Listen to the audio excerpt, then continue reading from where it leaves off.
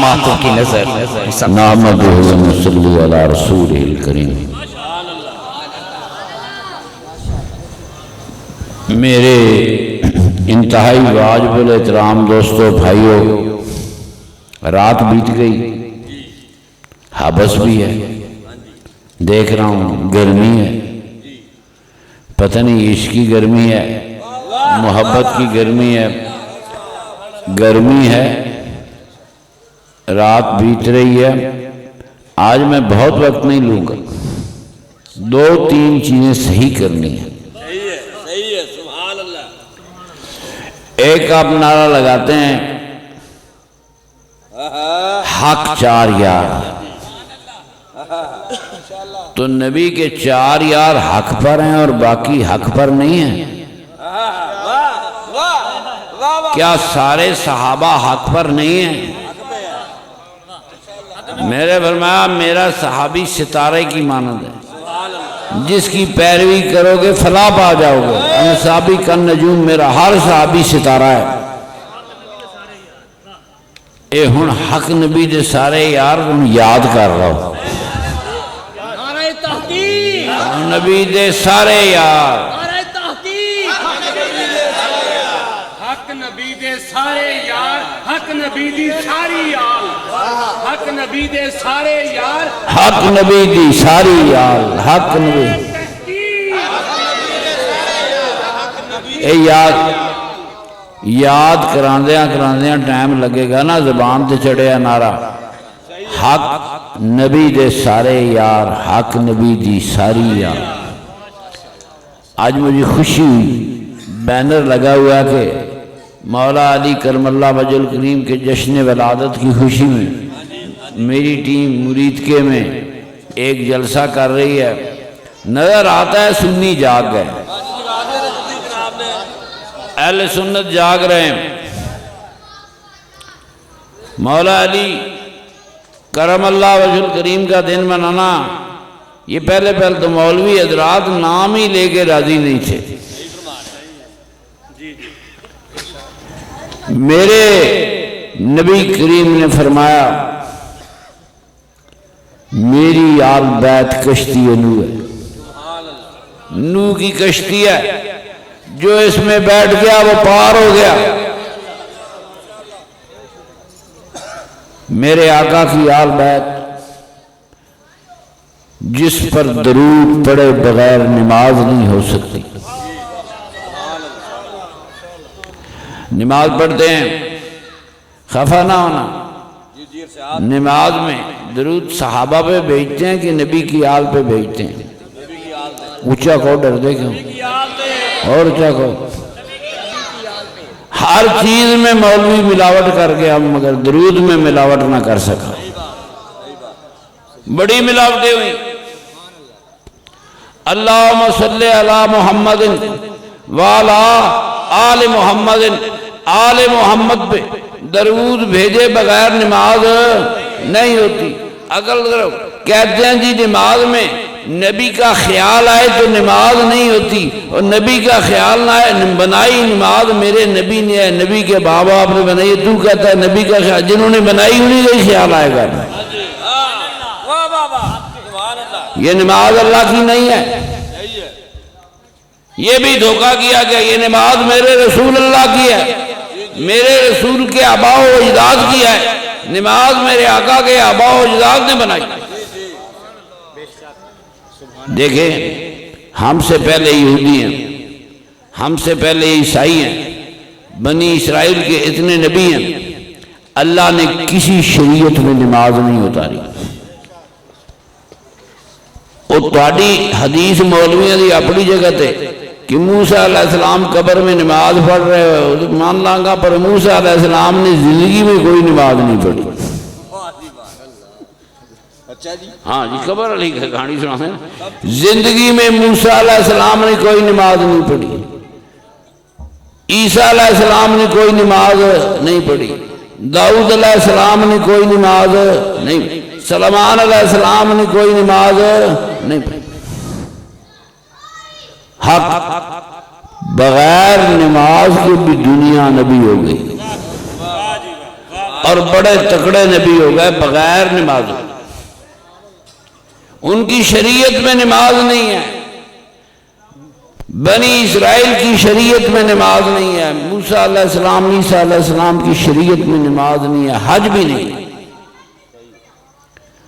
تو عقل کی بات ہے، جس خدا نے پچھلے نبیوں پر نماز نہیں لگائی وہ ہم پر کیوں لگا دی؟ مولویوں سے پیچھے ہمارا قصور کیا تھا؟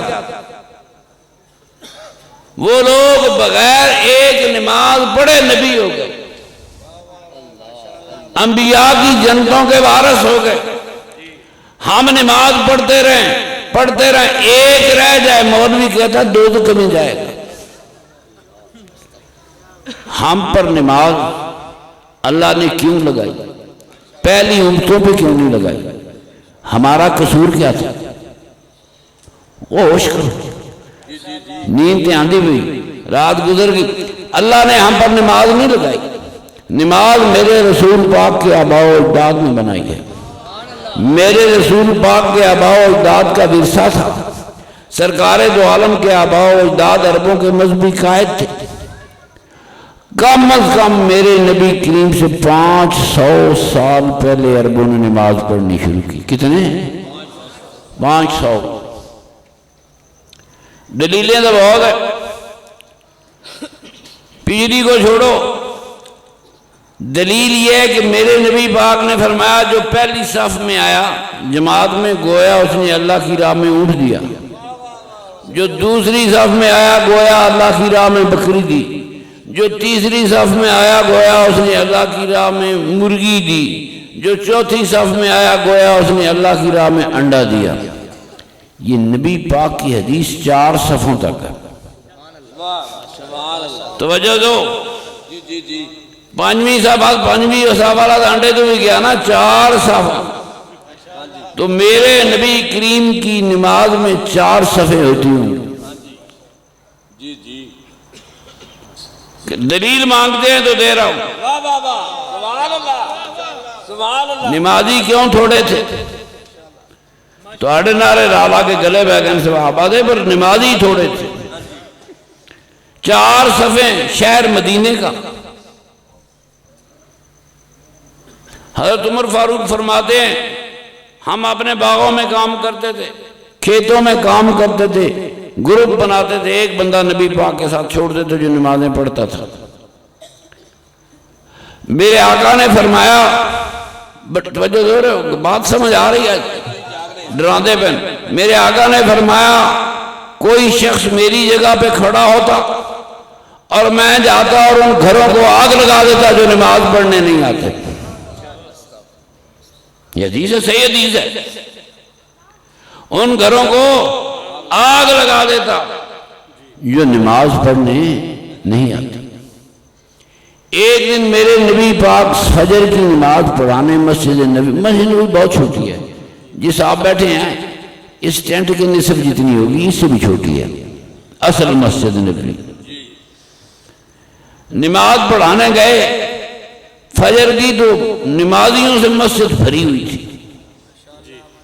میرے نبی کریم نے نظر ماری کہ آج بھائی مسجد بھری ہوئی ہے، خیر تو ہے، مدینے والوں تمہیں پتہ لگ گیا آج مال تقسیم ہونا ہے؟ جی یا رسول اللہ، مال تقسیم ہونا تھا تو مسجد بھر گئی، ورنہ مسجد بھری ہی نہیں گئی۔ کیوں؟ دیکھیں، ایک نئی دلہن آتی ہے، محلے کی 10 عورتیں اسے دیکھنے آتی ہیں، شادی ہوتی ہے، 10-20 دن 15-20 دن مہینہ پرانی ہو گئی، سال گزر گیا، پھر کوئی نہیں پوچھتا۔ نماز میرے آقا کے دور میں یہ مسئلہ رہا، آقا نے ناراضگی کا اظہار کیا کہ لوگ نماز کے لیے نہیں آتے، میں ان گھروں کو جلا دوں۔ مسئلہ یہی تھا، اگر تو نماز نئی چیز ہوتی، لوگوں نے بڑے جوش خروش سے پڑھنا تھا، عرب 500 سال سے پڑھ پڑھ کے تھک چکے تھے۔ نئی چیز ہوتی تو جوش ہوتا، نئی چیز ہوتی مسجد کیا چھتیں اور دیواریں بھر جاتی، پر نماز نئی چیز تھی نہیں۔ اسلام سے 500 سال پہلے عربوں نے نماز شروع کی. جو پہلی نماز اس قرآن عرض پر پڑھا، پچھلے کسی نبی نے نماز نہیں پڑھی. جو پہلی نماز پڑھی تو کسی نبی نے نہیں، میرے آقا کے آباء و اجداد نے اس زمین پر پہلی نماز پڑھی. اور وہ نماز جمعے کی نماز تھی. 2 خطبے تھے، 2 رکعتیں تھی. اسلام سے 500 سال پہلے بھی جمعے کی 2 رکعتیں تھی. اسلام آنے کے بعد بھی 2 رکعتیں ہیں. 1400 سال بعد بھی 2 رکعتیں اور 2 ہی خطبے ہیں. قربان جاؤں. حاجی صاحب جی حاضری لگ جاتی، حاضری لگ جاتی. بڑے پیغام آئے مدینے سے. دیکھیں میری بات سن، ہم مدینے پیغام بھیجیں یہ اور بات ہے، مدینے والا پیغام بھیجے یہ کوئی اور بات ہے، یہ اور کہانی ہے. یہ اور کہانی ہے کہ مدینے والا پیغام بھیجے. اور میرا دل چاہتا ہے کہ میں ساری زندگی نبی پاک کی آل کے اور آباء و اجداد کے گن گاتا رہوں. اس کی آل کا بچہ بھی نور والا تھا. میرے آقا کے آباء و اجداد کا بھی ایک بندہ نور والا تھا. میرے آقا کے والد پر دنیا کی نظر والد گرامی کے چہرے پر کھڑی نہیں ہوتی تھی. کہتے ہیں مدینے کی لڑکیاں گھروں میں منتیں مانتی تھی کہ ہمارے گھر میں ان کا کوئی پیغام آئے. دنیا میں بڑا حسین شخص تھے حضرت سیدنا عبداللہ میرے آقا کے والد ماجد. ان کے دادے کے لکھتے ہیں کتابوں میں لوگ چہرہ بھر کے نظر نہیں دیکھتے تھے، چاند کی چاندنی کی طرح ان کے چہرے چمکتے تھے. کیوں چمکتے تھے؟ اس لیے کہ ان کے پشتوں میں، ان کی پشتوں میں میرے نبی کا نور تھا. پشتوں میں پشت در پشت آتا رہا. فرمایا میں پاک صلبوں سے پاک ریموں میں منتقل ہوتا رہا. میں باپ بھی پاک، ماں بھی پاک، دادا بھی پاک، دادی بھی پاک. اب سنتے جائیں، پر دادا بھی پاک، پر دادی بھی پاک. میرے آقا کے آباء و اجداد کی پوری نسل پاک ہے. پاک صلبوں سے. کیوں؟ سنو، میرے آقا کے آباء و اجداد اتنے پائے کے ولی تھے. ولی تو مولا علی نہیں، شک نہیں. یہ سارے جو بیعتیں کرتے ہو، قادری، چشتی، سہروردی، نقشبندی، یہ بیعتیں نبی کی آل پاک کے نام پر ہوتی ہیں. بھائی دیکھیں نا، کوئی شخص کسی بندے پہ تو بک نہیں سکتا. بے کا میں نے بک جانا ہے. اور کس چیز پہ بکے ہو؟ اس چیز پہ بکے ہیں کہ میرا ہاتھ پکڑ، اپنے مرشد کے ہاتھ میں دے. مرشد ہاتھ اپنے مرشد کے ہاتھ میں دے. اس کا مرشد اپنے مرشد کے ہاتھ میں، ہاتھ جاتا جاتا نبی زمین کی آل تک جا پہنچے. اس محبت کی زنجیر کو،